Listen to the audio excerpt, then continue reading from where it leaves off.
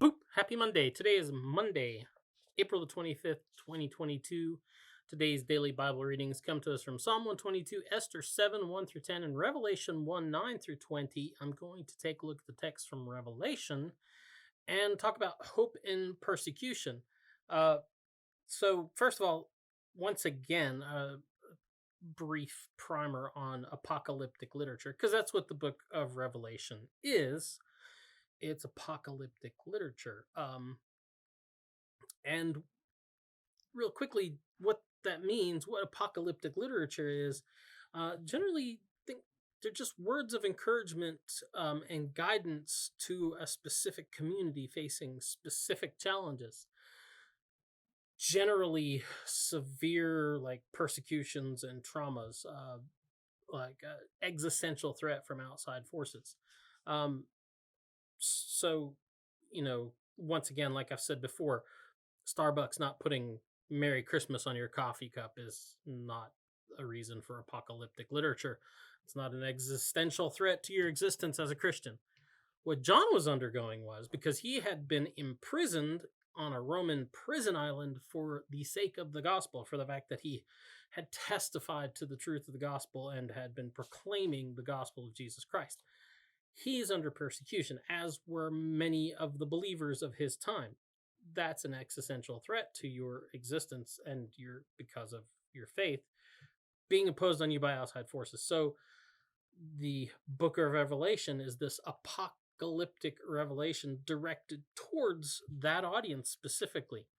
So it's words of encouragement and guidance to a community facing challenges.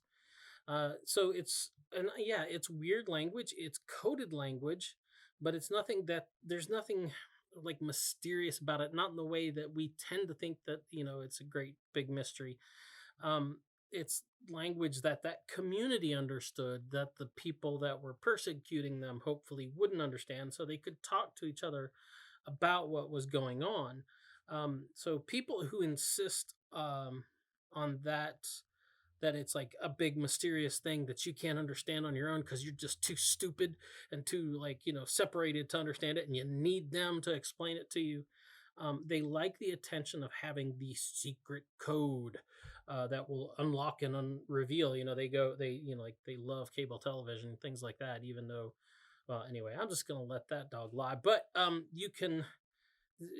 me just put it this way. The people who insist on that, they like the attention of having that secret code and that power. They like you running after them. And the truth is that you can understand what John is saying too. You just have to put in the effort and actually read the Bible. Maybe read a little history too. But it's not above you to be able to understand what the book of Revelation is saying and is about. Now, I get it. That's probably not the sexy answer that everybody likes, but it's the truth. You can do it. Come on, try. Anyway, but here John is the persecuted of the persecuted. He's imprisoned for his faith in Christ. He imprisoned for his faith in a crucified Christ. And in the eyes of the people who are persecuting him and persecuting the people of faith at this time, in their eyes, he's a failed Messiah. He's a failed political leader because guess what? They nailed him to a cross and they put his body in the ground. So there, he's failed. Why are you still lifting this guy's name up? It's just another weak and miserable man who they put to death. But that's where the book starts differently. That's not what greets this persecuted man named John.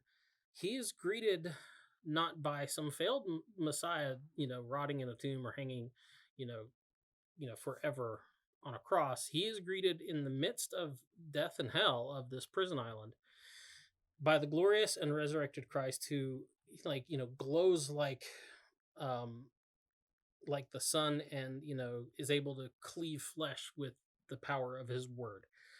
That's the Christ who greets this persecuted man in the midst of the Holy of Holies. It is this one, the Son of Man, this Christ, who holds the keys to death and Hades, death and hell's, in his hands. And it's the Christ that they thought they had killed has now actually conquered death. He controls the very tool that the persecutors thought that they wielded with powerful hands. He controls it now. So, I mean, if you are the persecuted or having that tool, that threat of death used against you, to have the glorified and resurrected Christ, who they thought they had killed, give you a message of hope in the face of all that. I mean, he's this one who they thought they had killed and persecuted has become the Lord of all. He has become the courage of the persecuted. He has become the hope of the martyrs. That's the Christ who welcomes John, who greets John on this Isle of Patmos in the midst of his most serious persecution. Anyway, that's the DBR for today. Get out and enjoy the day. Enjoy the bright sunshine, and we'll talk to you later. Boop.